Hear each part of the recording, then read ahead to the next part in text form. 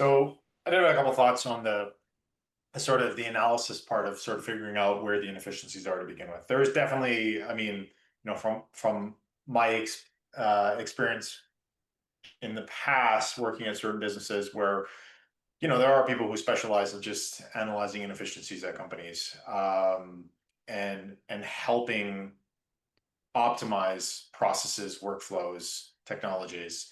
I mean, you know, definitely in the case of Cogcentric Labs, in the case of our business, it was a trial and error process. But I would say to some extent, obviously, you bring your expertise and your experience from other work and try to apply it to what you're doing, as much as possible. But I would say, like, maybe to expedite that process, it's either bringing in a consultant or one of the partners has expertise in that area already, the founders of the business, or if you're at the stage where you can hire employees that are experts in certain areas, they can bring in ideas and experience from maybe doing something similar to other companies, evaluating inefficiencies, et cetera, and finding solutions to improve them. So maybe that's where there's a little bit there, again, not training related.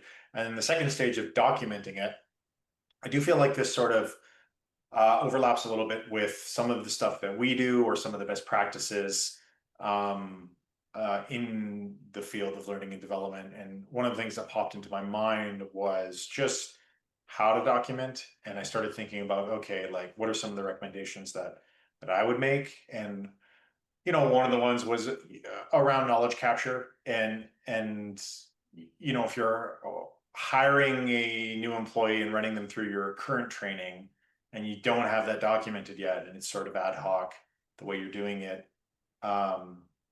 have that new employee document the process that they're being walked through with the training. Have the employee actually document it.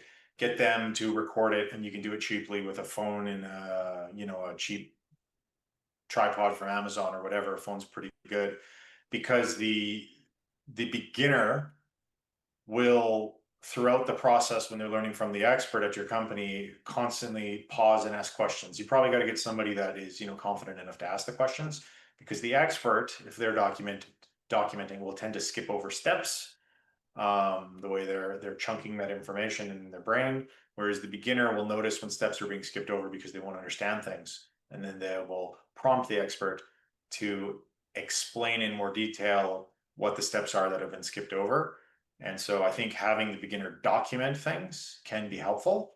Yeah. And also from a company's perspective, if you're trying to do it, inexpensively or without bringing in a whole bunch of experts, et cetera, you're already training that person anyway. So having them documented as they're going through the training is not horrible. It's actually maybe an efficient way to do it. And the person who's training them is already taking the time to do it anyway. So recording that person while they're talking, recording their conversations, is not a whole bunch of extra work either. Yeah. So I think that's one way from an efficiency perspective. You can go about documenting things. And then the other one that sort of popped into my mind, which I'll let you touch on in terms of if you think there's any best practices that businesses can apply, sort of with, if you are bringing in the expert, the instructional designer, the training consultant, et cetera,